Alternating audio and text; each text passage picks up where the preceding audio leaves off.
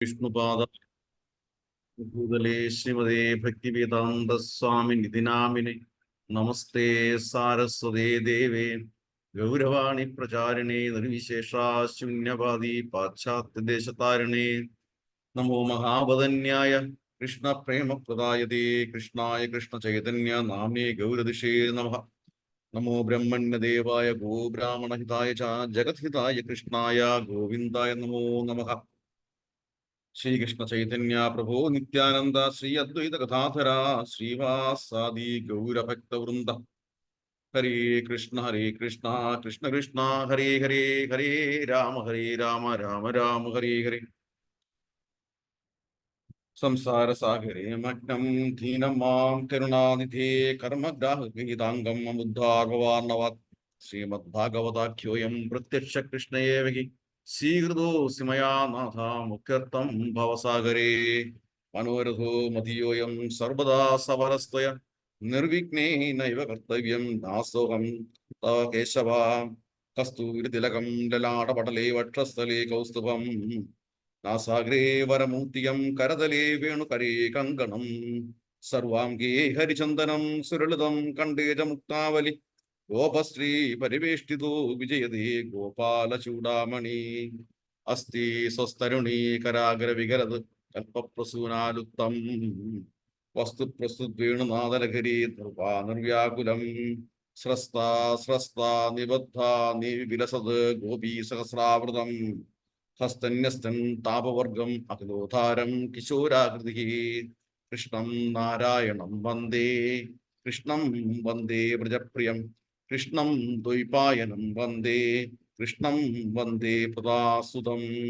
സച്ചിദാനന്ദരൂപായ വിശ്വോത്പത്യാദിഹേതവേ താപത്രയ വിനാശായ ശ്രീകൃഷ്ണായ വയം നമഃ. ശ്രീമദ്ഭാഗവതം നാമപുരാണം ലോകവിശ്രുതം ശൃണ്യാ ശ്രദ്ധയാ യുക്തോ മമ സന്തോഷകാരണം. ശ്ലോകാർത്ഥം ശ്ലോകപാദം വ നിത്യം ഭാഗവതോദ്ഭവം പഠതി ശൃണ്യായസ്തു ഗോസഹസ്രഫലം ലഭേത്. മമോസേഷു സർവേഷു ശ്രീമദ്ഭാഗവതം പരം ശൃണ്വന്ത്യാ നരാ ഭക്യാ മമ കൃത്യേജ സുഹൃത്. വസ്ത്ര അലങ്കരണൈ പുഷ്പൈർധൂപദീപോപകാരകൈ വഹീകൃതോ ഹി അഹം ദച്ഛാശ്രിയാ സത്പതിര്യഥാ. സുഖരൂപ പ്രബോധജ്ഞാ സർവശാസ്ത്ര വിശാരദ ഏതത് കഥാ പ്രകാശേന മേധജ്ഞാനം വിനാശയ. ഓം നമോ ഭഗവതേ വാസുദേവായ. ഓം നമോ ഭഗവതേ വാസുദേവായ. ഓം നമോ ഭഗവതേ വാസുദേവായ. ജന്മാദ്യസ്യ യദോ അന്യയാത് വിതരതശ്ച അർത്ഥേഷു അഭിജ്ഞസ്വരാട് തേനേ ബ്രഹ്മകൃതായ ആദികവേ മുഹ്യന്തി യസ്സൂരയഃ. തേജോ വാരിമൃതാം യഥാ വിനിമയോ യത്ര ത്രിസർഗോ അമൃഷാ ധാമ്നാ സ്വേന സദാ നിരസ്തകുഹകം സത്യം പരം ധീമഹി. ധർമാ പ്രോചിതാ കൈതവോ അത്ര പരമോ നിർമ്മത്സരാണാം സതാം. വേദ്യം വാസ്തവം അത്ര വസ്തു ശിവദം താപത്രയോന്മൂലനം. ശ്രീമദ്ഭാഗവതേ മഹാമുനികൃതേ കിം പാവരേരീശ്വരഃ സദ്യോ ഹൃദ്യ അവരുദ്ധതേ അത്ര കൃതിഭിः ശുശ്രൂഷിഭിः ദക്ഷണാത്. നിഗമകൽപതരോ ഗരിതം സുഖമുഖാത് അമൃതദ്രവ സംയുതം പിബതാ ഭാഗവതം രസമാലയം മുകുരഘോരസികാ ഭുവി ഭാവുകാകാ. സൂത ഉവാച യം പ്രവർജന്തമനുപേതമപേതകൃത്യം ദൈവായനോ വിരഹകാതര ആജുഹാവ.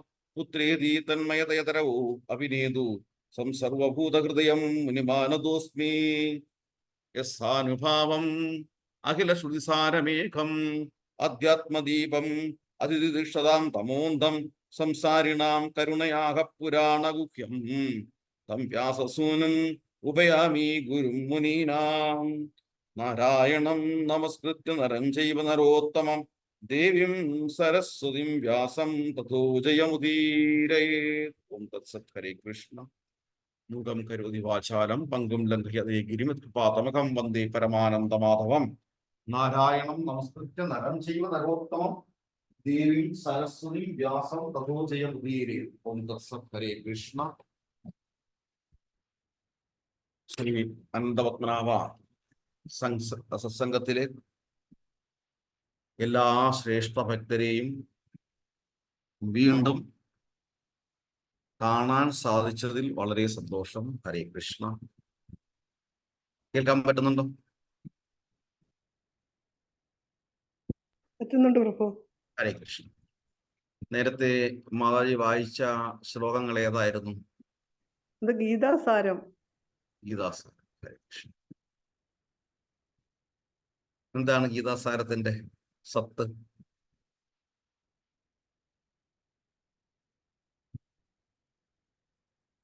ഗീതാസാരത്തിന്റെ സത്ത് എന്താ? ഞാൻ വെറുതെ ചോദിക്കുന്നുണ്ടോ?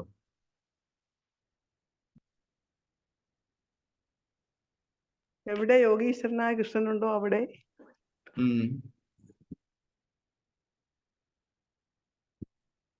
ഗീതാസാരത്തിന്റെ സത്ത് വേറൊരു രീതിയിൽ ശങ്കരാചാര്യർ പറയുന്നു. എന്താ? ഭജ ഗോവിന്ദം ഭജ ഭജ ഗോവിന്ദം ഗോവിന്ദം ഗോവിന്ദം ഭജ മുഠമതേ. ആ സംപ്രാപ്തേ സന്നിഹിതേ കാലേ നഹി നഹി രക്ഷതി ദുഃഖം കരണേ നഹി നഹി രക്ഷതി. ഇതേപോലെ ശ്ലോകം വേറെ കാണുമല്ലോ. എന്താണ് മഹാപ്രഭു പറഞ്ഞു? എന്താ മഹാപ്രഭു പറഞ്ഞേ? ഹരിർനാമ ഹരിർനാമ ഹരിർനാമ ഇവ കേവലം. വരട്ടെ. ഹരിർനാമ ഹരിർനാമ ഹരിർനാമ ഇവ കേവലം കലോ നാസ്തി കലോ കലൗ നാസ്തൈവ നാസ്തൈവ നാസ്തൈവ വ്യതിരഞ്ജ. 3 പ്രാവശ്യം പറഞ്ഞു. 3 പ്രാവശ്യം ഒരു കാര്യം പറഞ്ഞു കഴിഞ്ഞാൽ അത് ഉറപ്പാണെന്നർത്ഥം. എന്തുകൊണ്ടാ നമ്മൾ പറയത്തിന്റെ ഭക്തജനങ്ങൾക്ക് വേണ്ടിയിട്ട് 3 പ്രാവശ്യം ഹരേ കൃഷ്ണ മഹാമന്ത്രം ജപിക്കാം എന്ന് പറഞ്ഞാൽ അത് തീർച്ചയായും അനുഗ്രഹം ലഭിക്കും എന്നർത്ഥം. അപ്പൊ അവിടെ 3 പ്രാവശ്യം ഏതൊരു കാര്യം പറയുന്നുവോ അത് സത്യമായിട്ട് മാറും. ശങ്കരാചാര്യര് പറഞ്ഞതും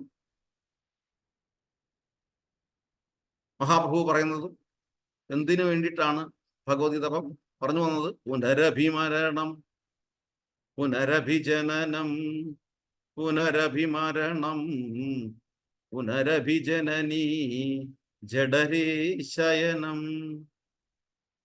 ഇഹ സംസാരേ ബഹുദുഷ്ടാരേ. പിന്നെന്താ പറയുന്നത്? പിന്നെന്താ? അതാണ് ഇമ്പോർട്ടന്റ്. കൃപയാ പാരി പാഹിമുരാരി. ഭഗവാനെ സേവിക്കാൻ, ഭഗവാനെ സേവനം ചെയ്യാൻ. ഇതാണ് ഭഗവത്ഗീതയുടെ സത്ത്. സർവധർമാൻ പരിത്യജ്യ മാം ഏക ശരണം വ്രജഃ അഹം ത്വാം സർവപാപേഭ്യോ മോക്ഷയിഷ്യാമി മാ ശുചഃ.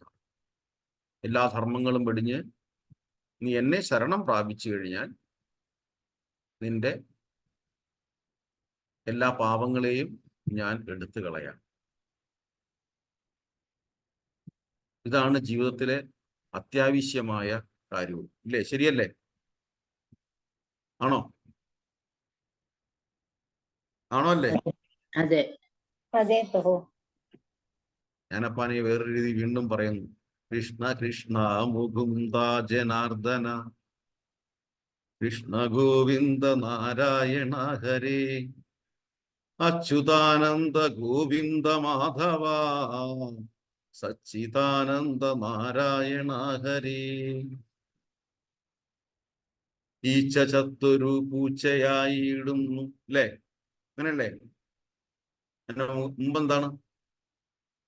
സുരലോകത്തിൽ നിന്നൊരു ജീവൻ പോയി നരലോകേ മഹീശ്വരനാകുന്നു.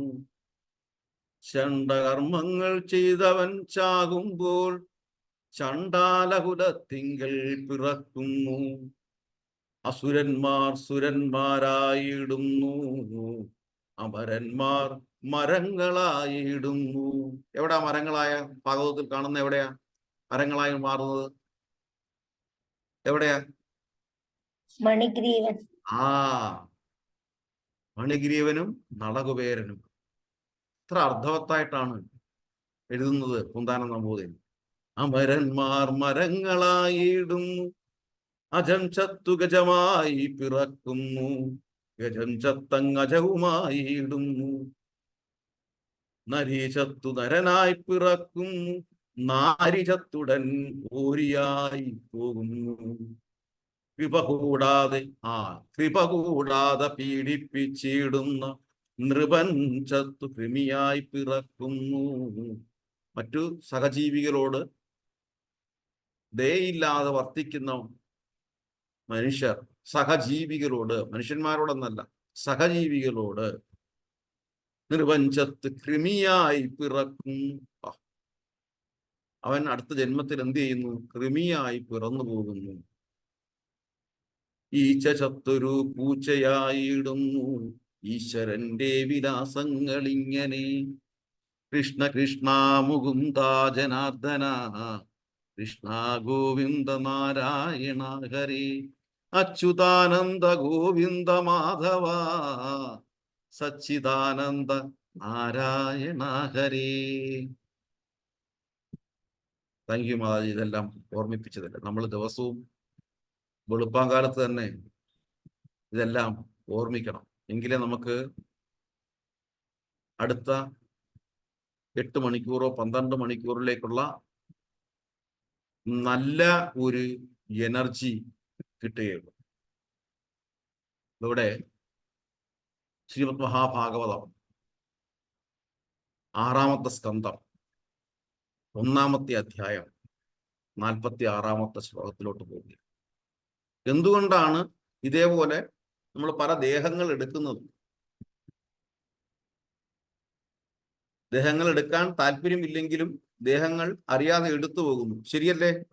ആണോ അല്ലേ? ആണോ അല്ലേ? അതെ അതെ അതെ പ്രഭു. അപ്പൊ എന്തുകൊണ്ട് അങ്ങനെ ആകുന്നു? യദേഹദേവ പ്രവാരാസ് ത്രൈവിധ്യം ഉപലഭ്യതേ, ഗുണവൈചിത്ര്യാ തഥാ. ഹരേ കൃഷ്ണ. ഹരേ കൃഷ്ണ. ആ, വായിക്കട്ടെ പ്രഭു. വായിച്ചു. ഹരേ കൃഷ്ണ. യദേഹദേവ പ്രവരാസ്ത്രൈവിദ്യമുപലഭ്യതേ, ഭൂതേഷു ഗുണവൈചിത്ര്യാത് തദാന്യത്രാനുമീയതേ. യഥാ, അത് പറയണോ പ്രഭു? വിവർത്തനം വായിച്ചാൽ മതി. ട്രാൻസ്ലേഷൻ വായി. വിവർത്തനം വേണ്ട. വിവർത്തനം മതിയോ പ്രഭു? വിവർത്തനം. ഹരേ കൃഷ്ണ. വിവർത്തനം ശ്രീല പ്രഭുപാദർക്ക് ജയ്. ഹരേ കൃഷ്ണ. അല്ലയോ ദേവന്മാരിൽ ശ്രേഷ്ഠനായവനെ, ഭൗതിക പ്രകൃതിയുടെ ത്രിഗുണങ്ങളുടെ മാലിന്യം മൂലമുണ്ടാകുന്ന 3 വിഭിന്ന രീതികളിലുള്ള ജീവിതങ്ങൾ നമുക്ക് ദർശിക്കാൻ കഴിയും. ജീവസത്തകൾ അപ്രകാരം സമാധാനപൂർണരായും സമാധാനമില്ലാത്ത വിഡ്ഢികളായും അറിയപ്പെടുന്നു. സന്തോഷമുള്ളതുപോലെ സന്തോഷമില്ലാത്തതുപോലെ, അല്ലെങ്കിൽ രണ്ടിനും മധ്യേ, അല്ലെങ്കിൽ ധാർമ്മികരായും അധാർമികരായും അർത്ഥധാർമ്മികരായും. അടുത്ത ജീവിതത്തിൽ ഈ 3 വിധത്തിലുള്ള ഭൗതിക പ്രകൃതി അതേ രീതിയിൽ പ്രവർത്തിക്കുമെന്ന് നമുക്ക് അനുമാനിക്കാം. ഹരേ കൃഷ്ണ. ഹരേ കൃഷ്ണ. ഒന്നുകൂടെ വിവർത്തനം വായിച്ചു. അല്ലയോ ദേവന്മാരിൽ ശ്രേഷ്ഠനായവനെ, ഭൗതിക പ്രകൃതിയുടെ ത്രിഗുണങ്ങളുടെ മാലിന്യം മൂലമുണ്ടാകുന്ന 3 വിഭിന്ന രീതികളിലുള്ള ജീവിതങ്ങൾ നമുക്ക് ദർശിക്കാൻ കഴിയും. ജീവസത്തകൾ അപ്രകാരം സമാധാനപൂർണരായും അസമാധാനമില്ലാത്ത വിഡ്ഢികളായും അറിയപ്പെടുന്നു. സന്തോഷമുള്ളതുപോലെ സന്തോഷമില്ലാത്തതുപോലെ, അല്ലെങ്കിൽ രണ്ടിനും മധ്യേ, അല്ലെങ്കിൽ ധാർമ്മികരായും അധാർമികരായും അർദ്ധധാർമ്മികരായും. അടുത്ത ജീവിതത്തിൽ ഈ 3 വിധത്തിലുള്ള ഭൗതിക പ്രകൃതി അതേ രീതിയിൽ പ്രവർത്തിക്കുമെന്ന് നമുക്ക് അനുമാനിക്കാം. എന്താ മനസ്സിലാക്കിയേ? എന്താ മനസ്സിലാക്കുന്നത്? ഇവിടെ സന്ദർഭം, ഇവിടെ ഭാഗവതത്തിലെ ഈ ശ്ലോകത്തിന്റെ സന്ദർഭം എന്ന് പറഞ്ഞാൽ അജാമള ചരിതമാണ്. അതവിടെ നിൽക്കട്ടെ. അപ്പം നമ്മൾ അജാമള ചരിതം എല്ലാവർക്കും അറിയാം. അപ്പം നമ്മുടെ ജീവിതത്തെ ബാധിക്കുന്ന ദുഃഖങ്ങളുടെയും സന്തോഷങ്ങളുടെയും നിദാനം ഏതാണ്?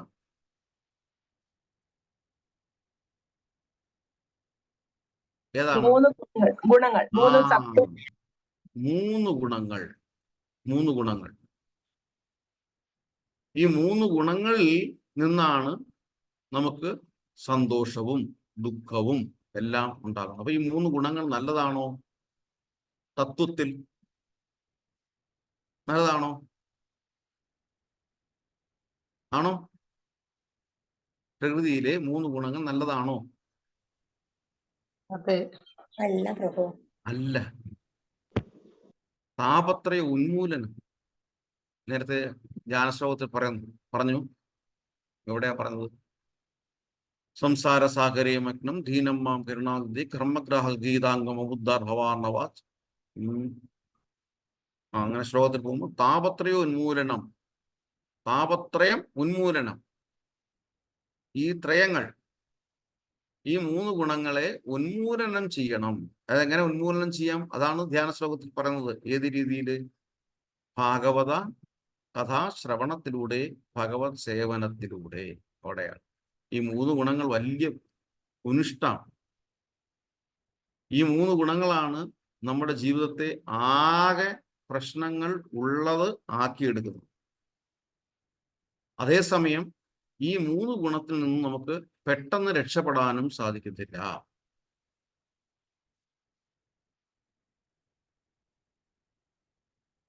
ഈ മൂന്ന് ഗുണങ്ങളെ കുറിച്ച് ഭഗവത്ഗീതയിൽ ഒരിടത്ത് പറയുന്നുണ്ട്, ഒരിടത്തല്ല പലയിടത്ത് പറയുന്നുണ്ട്. പക്ഷെ ഈ മൂന്ന് ഗുണങ്ങളെ മാത്രം എടുത്ത് വളരെ പ്രധാനപ്പെട്ട ഒരു സംഗതിയായിട്ട് ചിത്രീകരിച്ച് പറയുന്നുണ്ട്. ഏതാ? എവിടെയാണ്?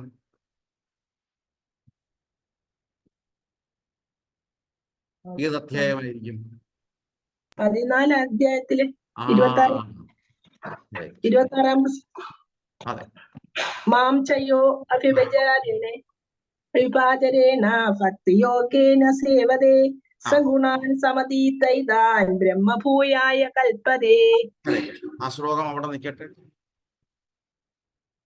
അധ്യായം മൂന്ന് ഗുണങ്ങളെ പറ്റിയാണ് അധ്യായം കൃത്യമായിട്ട് പറയുന്നത്. എപ്രകാരമാണ് ജീവാത്മാവ് ജനന മരണ ചക്രങ്ങളിലൂടെ സഞ്ചരിക്കുന്നത് എന്ന്, പ്രകൃതിയുടെ ത്രിഗുണങ്ങൾ എന്ന് എടുത്തു പറഞ്ഞുകൊണ്ട് ഒരു അധ്യായം മുഴുവൻ അതിനെപ്പറ്റി സംസാരിക്കുക അല്ലേ? ആണോ? അതെ. അവിടെ ഭഗവാൻ അർജുനനോട് പറയുകയാണ്, ഞാൻ കുറെ കാര്യങ്ങൾ നിന്റെ അടുത്ത് പറഞ്ഞു, ഞാൻ ഒരിക്കൽ കൂടി നിന്നോട് വീണ്ടും സർവ ഉത്കൃഷ്ടമായ ജ്ഞാനം പറഞ്ഞു തരാം. ഭഗവാൻ അവിടെ വീണ്ടും പറയാണ്, ഒരിക്കൽ കൂടി ഞാൻ നിനക്ക് പറഞ്ഞു തരാം എന്ന് പറഞ്ഞു കഴിഞ്ഞാൽ മുൻപ് പറഞ്ഞിട്ടുണ്ട്, പക്ഷെ വീണ്ടും ഞാൻ പറയുന്നു. ചില കാര്യങ്ങൾ നമുക്ക് വീണ്ടും വീണ്ടും കേൾക്കേണ്ടി വരും, എന്നാലേ നമുക്ക് മനസ്സിലാവത്തുള്ളൂ. അതുകൊണ്ടാണ് ഭഗവതവും ഭഗവത്ഗീതയും തുടർച്ചയായി നമ്മൾ ശ്രവിക്കണം, ഗുരുശിഷ്യ ബന്ധത്തിലൂടെ. അതുപോലെ തന്നെ തുടർച്ചയായി നമ്മൾ വായിക്കണം, പഠിക്കണം. എങ്കിൽ മാത്രമേ നമുക്ക് വീണ്ടും നമ്മുടെ മനസ്സിലോട്ട് ഇത് കൃത്യമായി മനസ്സിലാക്കാൻ സാധിക്കുകയുള്ളൂ. ഇവിടെയാണ് ശ്രീല പ്രഭുപാദര് പറയുന്നത്, repetition of something is necessary in order that we understand the matter thoroughly without error. യാതൊരു തെറ്റും കൂടാതെ നമുക്ക് മനസ്സിലാക്കണമെന്നുണ്ടെങ്കിൽ നമ്മളത് റിപ്പീറ്റഡായിട്ട്, അതായത് ആവർത്തിച്ച് വായിച്ച് പഠിക്കണം. അങ്ങനെയല്ലേ നമ്മൾ സ്കൂളിൽ പഠിക്കുന്നത്? ആണോ? നമ്മുടെ സ്കൂളിലെ പാഠ്യവിഷയങ്ങൾ ഒരു പ്രാവശ്യം കൊണ്ട് വായിച്ച് പഠിക്കുകയാണ് ചെയ്യുന്നത്. ആണോ? ആണോ? ആണോ? അല്ല അല്ല. നമ്മളത് വായിക്കുന്ന സമയത്ത് നമ്മൾ കുറിപ്പടി നോട്ട്സ് എഴുതി വെക്കും, വീണ്ടും ആ നോട്ട്സിലൂടെ പോകും, വീണ്ടും നമ്മൾ കേൾക്കുകയോ വായിക്കുകയോ ചെയ്യും. ആ സമയത്ത് നമ്മളത് പഠിച്ചിട്ടുണ്ടോ, നമ്മുടെ മനസ്സിൽ ഓടി വരുന്നുണ്ടോ എന്ന് നോക്കും. ഇല്ല എന്നുണ്ടെങ്കിൽ വീണ്ടും പഠിക്കും. ഇത് ഒരു പ്രോസസ്സാണ്. അതുപോലെ നമ്മൾ പ്രത്യേകിച്ച് കലിയുഗത്തിൽ മന്ദാക സുമന്ദമതയോ, എല്ലാവരും മന്ദന്മാരാണ്, അലസന്മാരാണ്. അപ്പോൾ ഇത് ഈ ഒരു പ്രോസസ്സ് കൂടിയേ തീരൂ. അപ്പം അവിടെ വീണ്ടും പറയുകയാണ് ഭഗവാൻ അർജുനനോട്. 14:4 14:4 സർവയോനിഷു കൗന്ദേയ മൂർത്തയ സംഭവന്തിയ താസാം ബ്രഹ്മമഹദ്യോനി അഹം ബീജപ്രദപിത. അഹം ബീജപ്രദഃ പിത. പ്രജാപിത. അതിന്റെ വിവർത്തനം: ഹേ കുന്തിപുത്ര, നാനാരൂപേണയുള്ള ജീവിവർഗങ്ങൾക്കെല്ലാം ഈ ഭൗതിക പ്രകൃതിയിൽ ജന്മമെടുക്കാൻ അവസരം നൽകിയത് ഞാനാണ്. അവയുടെ ബീജപ്രദാതാവായ പിതാവും ഞാൻ തന്നെയെന്ന് അറിയണം. ഹരേ കൃഷ്ണ. അപ്പം ഭഗവാൻ നമ്മളുടെ പരമപിതാവാണ്. മറ്റൊരർത്ഥത്തിൽ പറഞ്ഞാൽ പ്രജാപതിയാണ്. ചിലര് ഈ ലഘുലേഖകളൊക്കെ ഇറക്കിക്കൊണ്ടുവരും. പ്രജാപതി വന്നിരിക്കുന്നു, ലാസ്റ്റ് ഏറ്റവും അവസാനത്തെ വാർത്തയാണ് പ്രജാപതി. ആ പ്രജാപതി ഇന്നാരാണ്. ഇതെല്ലാം ഒരു ശിഷ്യബന്ധത്തിലൂടെ നമ്മൾ ജ്ഞാനം സ്വീകരിക്കാത്തത് കൊണ്ട് അത് വിശ്വസിച്ച് നമ്മൾ അവിടെ ഇവിടെയൊക്കെ ഓടിപ്പോകുന്നു. ആ പ്രജാപതി ഇതാണ്. പ്രജാപതി ഭഗവാനാണ്.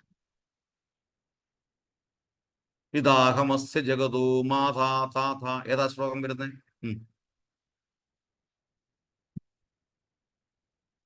വരട്ടെ. പിതാഹമസ്യ ജഗതോ, ഏതാ ശ്ലോകം? എത്രാമത്തെ അധ്യായം വരുന്നത്?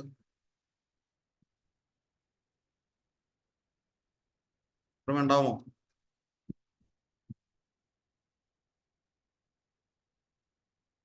പിതാഹമസ്യ ജഗതോ മാ. 9:17 എടുത്തേ.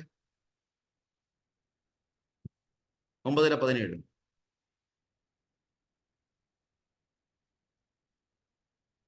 ഭഗവത്ഗീത 9:17. മാതാജിമാർ ആരെങ്കിലും എടുത്തോ, വായിക്കുന്നോ?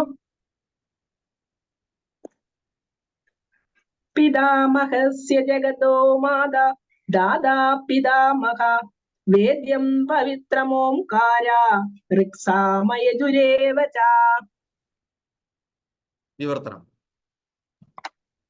ലോകത്തിന്റെ അമ്മയും അച്ഛനും രക്ഷകനും പിതാമഹനും ഞാൻ തന്നെ. അറിയേണ്ടതും പവിത്രമാകുന്നതും പ്രണവവും ഋക് സാമ യജുർവേദങ്ങളും ഞാൻ തന്നെ. ഹരേ കൃഷ്ണ. ഹരേ കൃഷ്ണ. ഇനിയും വരുന്നുണ്ട് ശ്ലോകം. എല്ലാത്തിൻ്റെയും ബീജം ഞാനാണ്, അതായത് പിതാവാണ്, പരമപിതാവാണ്. അതേ അർത്ഥമാക്കി വീണ്ടും ഭഗവത്ഗീതയിൽ ശ്ലോകം വരുന്നു. കുളു തരാം, കുളു. ചതുശ്ലോകി ഭഗവത്ഗീത. പറഞ്ഞാട്ടെ, ഏതാ?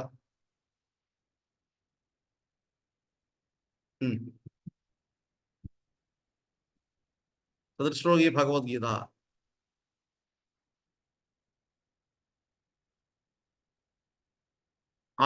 ചതുശ്ലോകിയിലെ ആദ്യത്തെ ശ്ലോകം ഏതാ? എട്ടാമത്തെ ശ്ലോകം. അഹം സർവസ്യ പ്രഭവോ അഹം സർവസ്യ പ്രഭവോ മത്തം സർവ പ്രവർത്തതേ ഇതി മത്വാ ഭജന്തേ മാം ബുധാഭാവ സമന്വിത. ഹരേ കൃഷ്ണ. വിവർത്തനം: ഭൗതിക ആധ്യാത്മിക ലോകങ്ങളുടെ ഉറവിടം ഞാനാണ്. എല്ലാം എന്നിൽ നിന്നാണ് ഉണ്ടാകുന്നത്.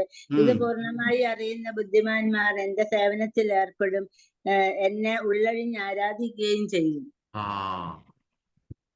അത്രയേ ഉള്ളൂ. ഇതറിയുന്ന ബുദ്ധിമാന്മാർ എന്നെ ആരാധിക്കുന്നു. വീണ്ടും വരുന്ന ശ്ലോകം 7:14 എടുത്ത്.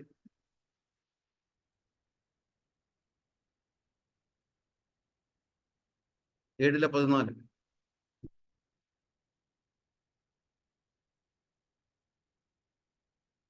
7:14.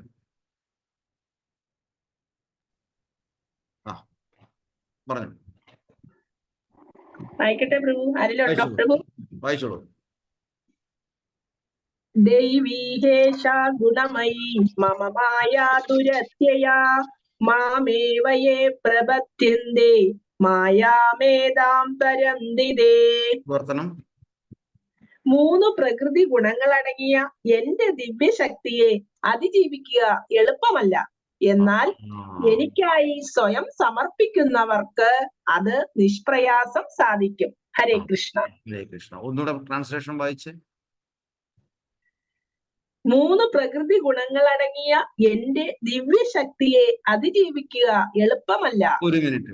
ഭഗവാന്റെ ദിവ്യശക്തി തന്നെയാണ് ഈ പ്രകൃതിയിലെ 3 ഗുണങ്ങൾ. എന്തുകൊണ്ടാ? നമ്മുടെ ജന്മകർമ്മങ്ങൾക്കനുസരിച്ചിട്ട് അതാത് ജീവിയെ സൃഷ്ടിക്കാൻ വേണ്ടിയിട്ടാണ് ഈ പ്രകൃതിയിലെ 3 ഗുണങ്ങളെ ഭഗവാൻ തയ്യാറാക്കി വച്ചിരിക്കുന്നത്. ഏതിലൂടെ? പ്രപഞ്ചത്തിലൂടെ, പരാശക്തിയിലൂടെ, മായയിലൂടെ, മായാദേവിയിലൂടെ. ഇല്ലേ? ശരിയല്ലേ? ലാസ്റ്റ് വരി എന്താണ്? അടുത്ത വരി. എന്നാൽ എനിക്കായി സ്വയം സമർപ്പിക്കുന്നവർക്ക് അത് നിഷ്പ്രയാസം സാധിക്കും. എനിക്കായി സ്വയം. അവിടെയാണ് നേരത്തെ പറഞ്ഞ ശ്ലോകം മാം ചോയോ അവ്യഭിചാരേണ. അതാണ് ഞാൻ പിന്നെ സംസാരിക്കാന്ന് പറഞ്ഞത് അല്ലേ?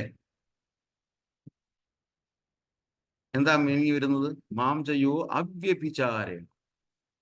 വളരെ കൃത്യമായ ഡയറക്ഷനിലൂടെ എൻ്റെ അടുത്തേക്ക് വരിക.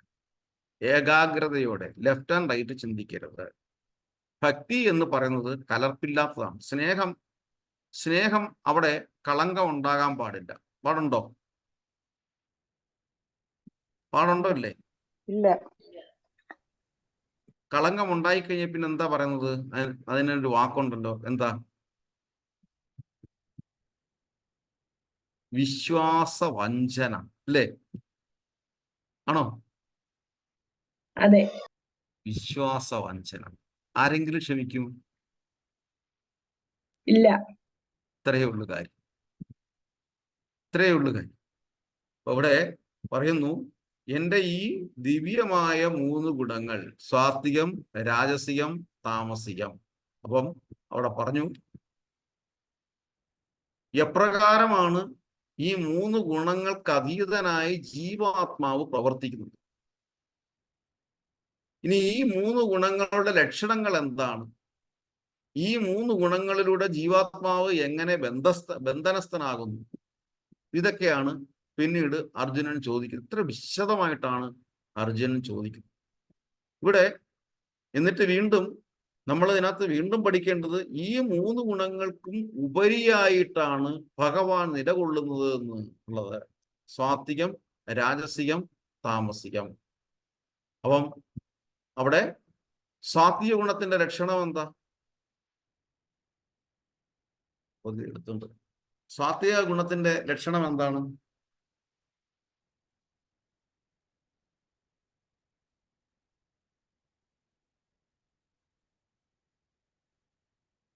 അല്ലെങ്കിൽ സാത്വിക ഗുണത്തിന്റെ സവിശേഷത എന്താണെന്നും പറയാം.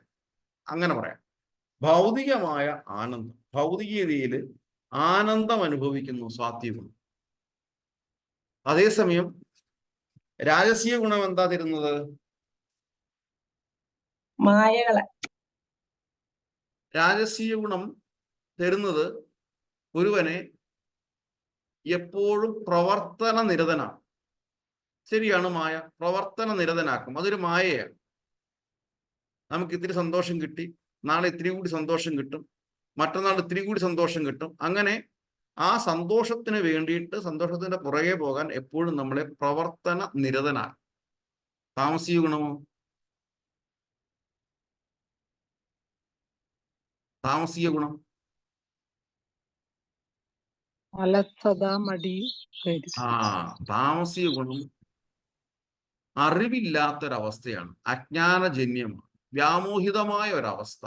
ഈ വ്യാമോഹിതമായ ഒരവസ്ഥയിലെത്തുമ്പം നമ്മളെ ഒരുതരം ലേസിനെസ്, അലസത, എല്ലാ കാര്യങ്ങളും പിന്നെ പിന്നെ പിന്നെ എന്ന് മാറ്റിവെക്കുന്ന ഒരു പ്രവണത. നിദ്ര, എപ്പോഴും ഉറങ്ങാൻ തോന്നും. അപ്പം അലസത, നിദ്ര, പ്രമാദം, അങ്ങനെ ആ ഒരു അവസ്ഥയിലേക്ക് നീങ്ങും.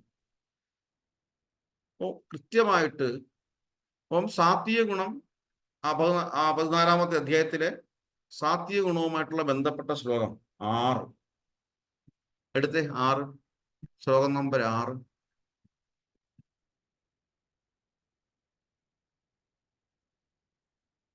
14:6.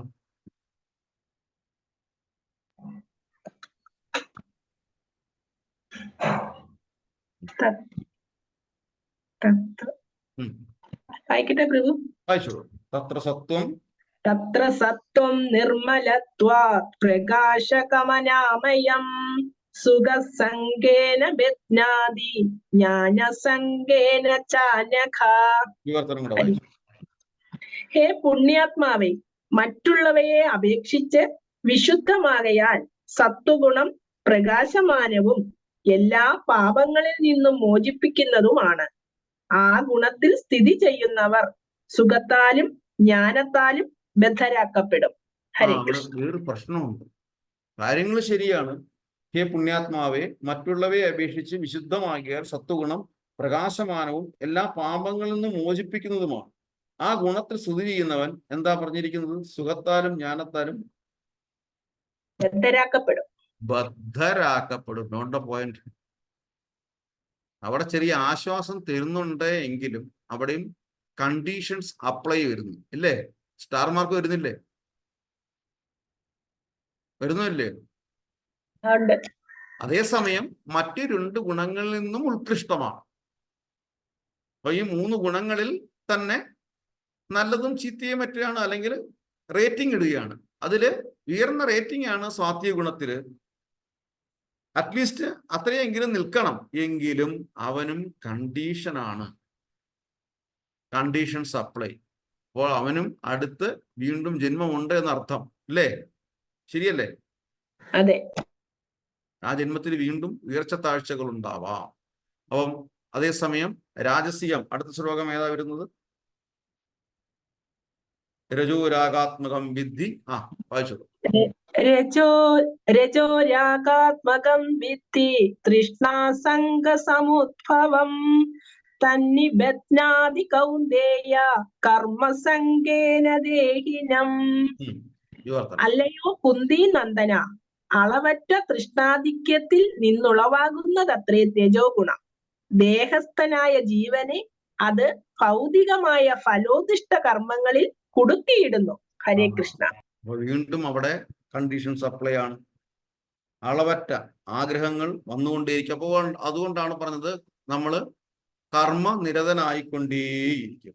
അടുത്ത ശ്ലോകം കൂടെ വായിക്കാം. താമസിക്കണം. ഹരേ കൃഷ്ണ. മാതാജിമാരെല്ലാം വായിക്കുന്നോ? ഞാൻ വായിക്കട്ടോ. തമസ്ത്വജ്ഞാനജം വിദ്ധി മോഹനം സർവദേഹിനാം പ്രമാദാലസ്യ നിദ്രാവിസ്തന്നിബധ്നാതി ഭാരത. ഭാരതപുത്ര, അജ്ഞാനജന്യമായ തമോ ഗുണമാകട്ടെ സർവശരീരികളെയും വ്യാമോഹിപ്പിക്കുന്നതാണ്. ഈ ഗുണത്തിന്റെ ഫലങ്ങളായ പ്രമാദം, അലസത, നിദ്ര എന്നിവ ബദ്ധ ജീവാത്മാവിനെ കുടുക്കിയിടുന്നു. ഹരേ കൃഷ്ണ. ഹരേ കൃഷ്ണ. അവിടെ വീണ്ടും ഇവിടെല്ലാം കണ്ടീഷൻസ് അപ്ലൈ ആണ്.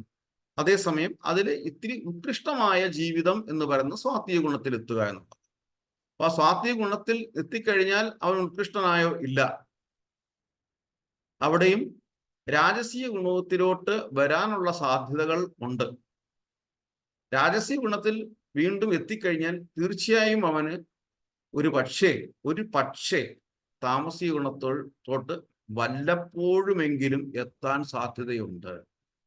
അപ്പൊ ഈ 3 ഗുണങ്ങൾ മാറി മാറി നമ്മൾ വന്നുകൊണ്ടേയിരിക്കും. അപ്പൊ അതുകൊണ്ട് ഭഗവാൻ വീണ്ടും പറയുന്നു, അർജുന, ഈ 3 ഗുണങ്ങളിൽ നിന്നും മാറി ചലിക്കണം. അതായത് ഈ 3 ഗുണങ്ങൾക്കും ഉപരിയായി നമ്മൾ എത്തണം. അതായത് ശുദ്ധ സത്വത്തിൽ എത്തണം.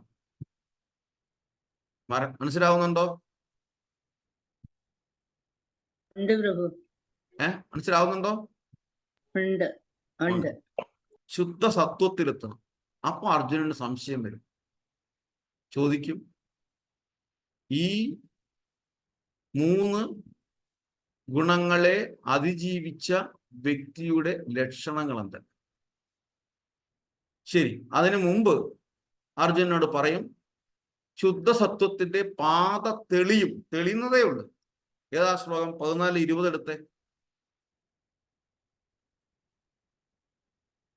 14:20 ശുദ്ധസത്വത്തിന്റെ പാത തെളിയും. 14:20 ഹരേ കൃഷ്ണ. ഉം. ഹരേ കൃഷ്ണ. ഗുണാനേതാനതീത്യാത്രീൻ ദേഹി ദേഹാസമുദ്ഭവാൻ ജന്മ മൃത്യുജരാ ദുഃഖേ വിമുക്തോ അമൃതസ്നുതേ. ശരീര സംബന്ധികളായ ഈ 3 ഗുണങ്ങളെയും അതിക്രമിക്കാൻ സാധിച്ചാൽ ശരീരസ്ഥനായ ജീവന് ജനനം, മരണം, വാർദ്ധക്യം മുതലായ ക്ലേശങ്ങളിൽ നിന്ന് മുക്തനായി ഈ ജീവിതത്തിൽ തന്നെ അമൃതം ആസ്വദിക്കാം. ഹരേ കൃഷ്ണ. ഹരേ കൃഷ്ണ. ഹരേ കൃഷ്ണ മാതാജി. ഭഗവാൻ കൃത്യമായി അണ്ടർലൈൻ ഇട്ട് പറയുകയാണ്, അടുത്ത ജന്മം എന്നുള്ളതല്ല, ഈ ജീവിതത്തിൽ തന്നെ അമൃതം ആസ്വദിക്കാം. പരലോകത്ത് പോകണ്ട, അടുത്ത ജന്മത്തിലും പോകണ്ട, ഈ ജീവിതത്തിൽ തന്നെ നിനക്ക് അമൃതം ആസ്വദിക്കാൻ സാധിക്കും ഈ 3 ഗുണത്തിൽ നിന്നും പുറത്തു വന്നു കഴിഞ്ഞാൽ. അതിൻ്റെ ആ ഒരു സവിശേഷത പറയും. ഇത്രയും. അപ്പോൾ വീണ്ടും നമ്മൾ ഓർമ്മിക്കേണ്ടത്, ഈ 3 ഗുണത്തിൻ്റെയും ഉപരിയായിട്ടാണ് സാക്ഷാൽ ഭഗവാൻ നിലകൊള്ളുന്നത് എന്ന്. എന്തുകൊണ്ടാണ് അങ്ങനെ നമ്മൾ പറഞ്ഞതിൻ്റെ അർത്ഥം? അല്ലെങ്കിൽ എന്തുകൊണ്ട് നമുക്കത് തോന്നുന്നു? എന്തുകൊണ്ട് നമുക്കത് തോന്നുന്നു? ഒരു ലോജിക്ക് വേണ്ടേ? ഒന്ന് ചിന്തിച്ചു നോക്കൂ. വളരെ സെൻസിറ്റീവായിട്ടുള്ള ടൈമിലാണ് അർജുനനോട് ഭഗവാൻ ഈ കാര്യങ്ങൾ ഉപദേശിച്ചു കൊടുക്കുന്നത്. ശരിയല്ലേ? ആണോ? അതെ.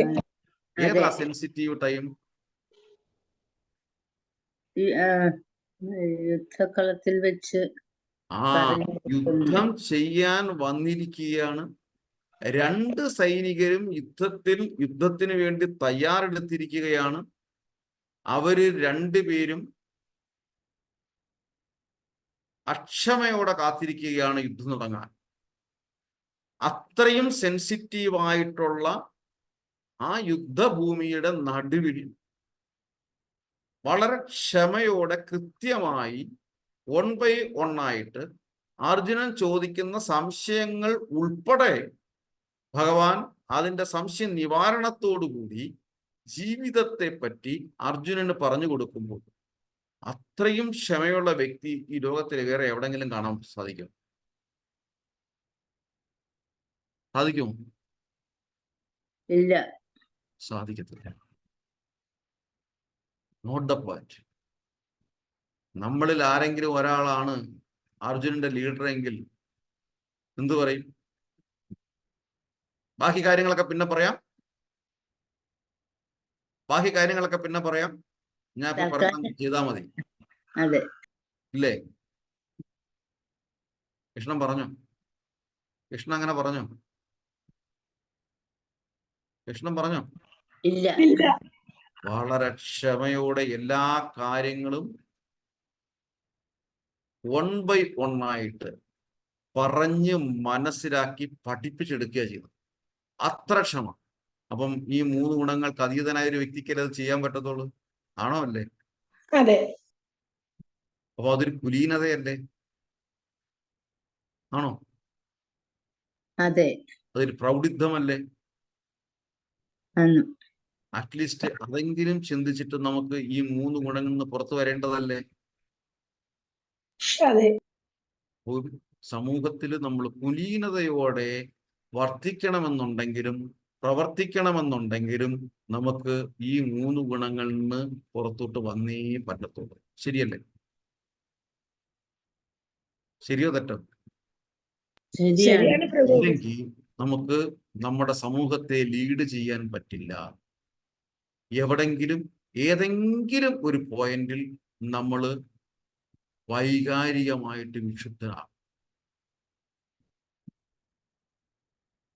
അപ്പോൾ നമ്മുടെ ആ ലീഡർ എന്നുള്ള ക്വാളിറ്റി നഷ്ടപ്പെടും. ശരിയല്ലേ? ആണോ? അല്ലേ? അതെ. അതെ.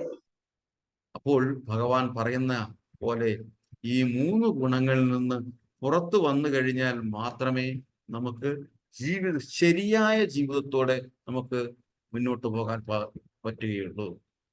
അപ്പോൾ ഇതെല്ലാം കേട്ട് കഴിയുമ്പം അർജുനൻ ഭഗവാനോട് മറ്റൊരു ചോദ്യം ചോദിച്ചു. ശരിയാണ്, ഓക്കെ, ഇതെല്ലാം സമ്മതിച്ചു. അങ്ങനെ ആവുമ്പോൾ നമുക്ക് എങ്ങനെ ഒരാളെ കണ്ടാൽ തിരിച്ചറിയും ഇവൻ ഈ 3 ഗുണങ്ങളിൽ നിന്ന് മാറി നിൽക്കുന്നവനാണ്, അല്ലെങ്കിൽ ഈ മൂന്ന് ഗുണങ്ങളെ അതിജീവിച്ച വ്യക്തിയാണെന്നുള്ളത്? അദ്ദേഹത്തിന്റെ ലക്ഷണങ്ങൾ എന്തൊക്കെയാണ്?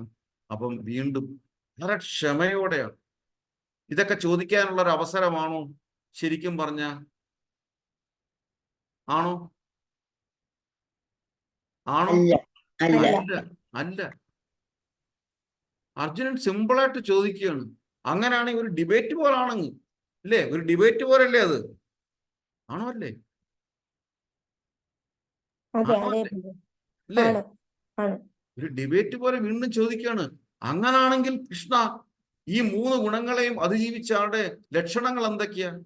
യുദ്ധം ചെയ്യാൻ വന്ന ആ സമയത്ത് സെൻസിറ്റീവായ ടൈമിൽ അങ്ങനെ ഓരോരുത്തരുടെ ലക്ഷണങ്ങൾ എന്തൊക്കെയാണെന്ന് അർജുനൻ ചോദിക്കുന്നു. നമ്മളാണെങ്കിൽ എന്ത് ചെയ്യും? അറ്റ്ലീസ്റ്റ് ചെവിക്കണത്തൊരു അടിയെങ്കിലും കൊടുക്കും, അല്ലേ? പറഞ്ഞത് അങ്ങോട്ട് കേൾക്കടാന്ന് പറയും, അല്ലേ? ആണോ അല്ലേ? അതെ അതെ. ഇപ്പൊ നീ ചോദിക്കാൻ വന്നിരിക്കുന്നു. അവിടെയും ഭഗവാൻ വളരെ ക്ഷമയോടെ അടുത്ത 4 ശ്ലോകത്തിലൂടെ അത്തരം ഒരാളുടെ ലക്ഷണങ്ങൾ എന്തൊക്കെയാണെന്ന് പറയുന്നു. ഏതാ ശ്ലോകം ഒന്ന് വായിച്ചാട്ട്? ശ്രീ ഭഗവാൻ ഉവാച. ഹരേ കൃഷ്ണ.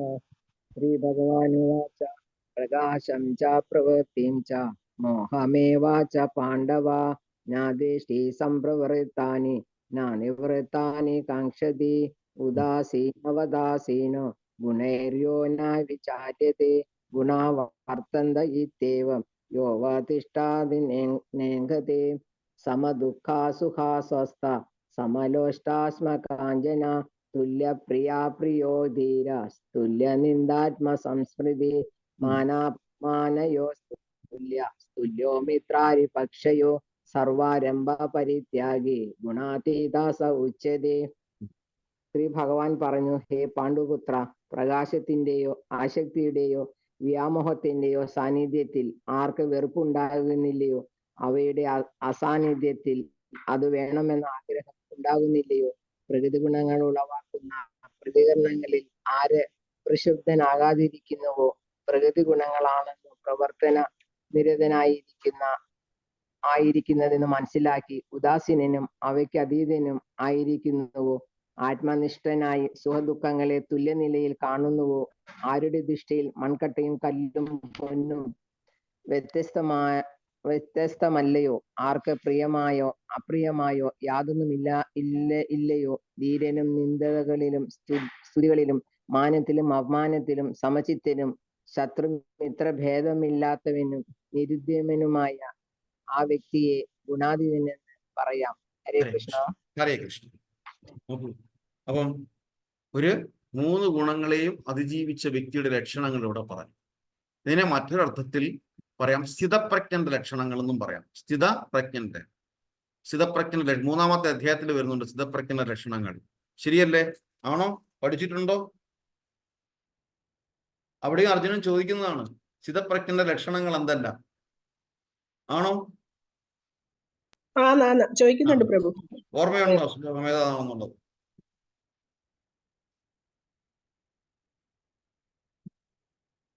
ഓർമ്മയുണ്ടോ? അവിടെ നിൽക്കട്ടെ, ഇല്ലേ? നമുക്ക് പിന്നെ നോക്കാം.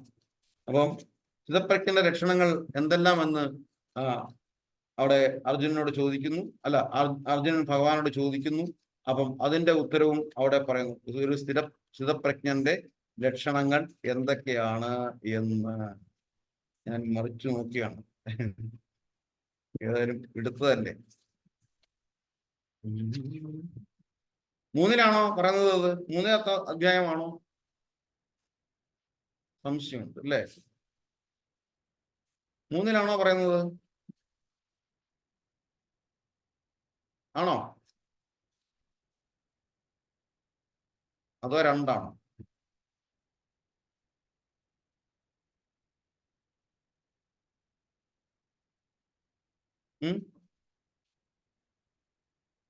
ശരി, അത് അവിടെ നിൽക്കട്ടെ, നമുക്ക് നോക്കാം, സമയമില്ല. അപ്പം സ്ഥിതപ്രജ്ഞ ലക്ഷണങ്ങൾ ഇത് തന്നെയാണ് ഒരു സ്ഥിതപ്രജ്ഞന്റെ ലക്ഷണങ്ങൾ എന്ന് പറയുന്നത്.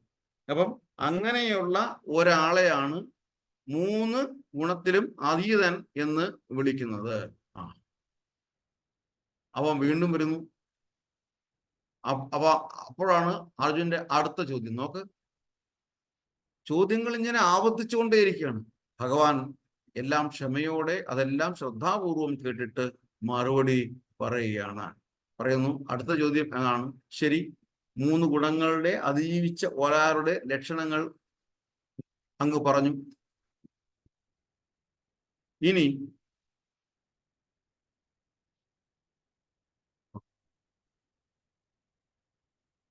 ഈ ഗുണങ്ങളെ എങ്ങനെ അതിജീവിക്കാമെന്നുള്ളതാണ്.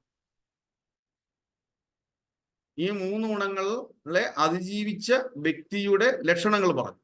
ശരി, അപ്പം ഇങ്ങനെ ഒരു പ്ലാറ്റ്ഫോമിൽ എങ്ങനെ എത്താൻ പറ്റും? അതായത് ഈ 3 ഗുണങ്ങളെ എങ്ങനെ അതിജീവിക്കാൻ പറ്റും. ശരി, ഇനി നമ്മൾ നേരെ ആദ്യം വായിച്ച ഭാഗവതത്തിന്റെ ശ്ലോകം ഒന്നുകൂടി വായിച്ചിട്ട് അതിന്റെ വിവർത്തനവും ഭാവാർത്ഥത്തിലോട്ട് വരാം. ഒന്നുകൂടെ വായിച്ച മാതാജി. ഭഗവാന് വാച്ചയാണോ? അല്ല, ഭാഗവതത്തിലെ ശ്ലോകം നമ്മൾ തുടങ്ങിയത് യഥേകദേവാ പ്രവരാസ്.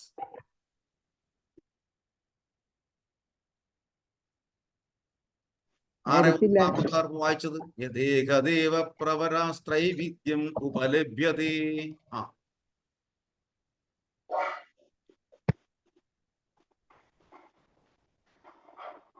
ആരായിരുന്നു വായിച്ചത്? ഗൗരി കൃഷ്ണ മാതാജി. ആരാ വായിച്ചത്?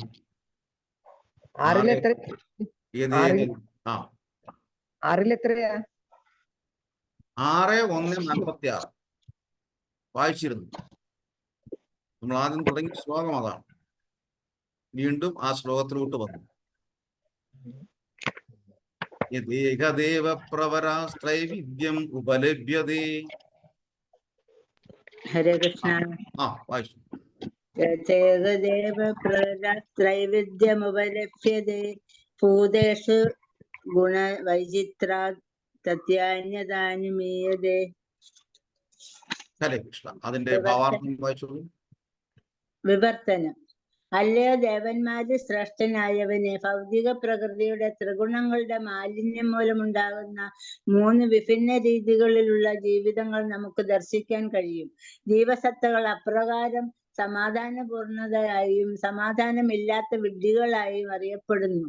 സന്തോഷമുള്ളതുപോലെ സന്തോഷമില്ലാത്തതുപോലെ, അല്ലെങ്കിൽ രണ്ടിനും മധ്യേ, അല്ലെങ്കിൽ ധാർമ്മികമായും അധാർമികമായും അർത്ഥധാർമ്മികമായും അടുത്ത ജീവിതത്തിൽ ഈ 3 വിധത്തിലുള്ള ഭൗതിക പ്രകൃതി അതേ രീതിയിൽ പ്രവർത്തിക്കുന്നുവെന്ന് നമുക്ക് അനുമാനിക്കാം. ഭാവാർത്ഥം കൂടെ വായിക്കാനോ പ്രഭു? ഭാവാർത്ഥം. ഭൗതിക പ്രകൃതിയുടെ 3 വിധത്തിലുള്ള പ്രവർത്തനങ്ങളും പ്രതിപ്രവർത്തനങ്ങളും ഈ ജീവിതത്തിൽ നമുക്ക് ഗോചരമാണ്. ഉദാഹരണത്തിന്, ചില ആളുകൾ വളരെ സന്തോഷത്തിലാണെങ്കിൽ ചിലർ വളരെ ദുഃഖത്തിലും, മറ്റു ചിലർ സന്തോഷത്തിനും ദുഃഖത്തിനും ഇടകലർന്ന അനുഭവത്തിലും. ഭൗതിക പ്രകൃതിയുടെ ത്രിഗുണങ്ങളോടുള്ള സത് രജസ് തമസ് സഹവാസത്തിന്റെ ഫലം ഇതാണ്. ഈ വൈവിധ്യങ്ങൾ ഈ ജീവിതത്തിൽ ദൃശ്യമായതിനാൽ അടുത്ത ജീവിതത്തിലും ജീവസത്തകൾ ഭൗതിക പ്രകൃതിയുടെ ത്രിഗുണങ്ങളോടുള്ള അവയുടെ സമ്പർക്കത്തിനനുസരിച്ച് സന്തോഷമുള്ളവരോ ദുഃഖമുള്ളവരോ രണ്ടും ഇടകലർന്ന് അനുഭവിക്കുന്നവരോ ആയിരിക്കുമെന്ന് നമുക്ക് ഊഹിക്കാം. അതുകൊണ്ട് ഭൗതിക പ്രകൃതിയുടെ ത്രിഗുണങ്ങളോടുള്ള സമ്പർക്കം ഒഴിവാക്കുകയും അവയുടെ മാലിന്യങ്ങൾക്ക് സദാ അതീന്ദ്രിയമാവുകയും ചെയ്യുകയാണ് ഏറ്റവും നല്ല നയം.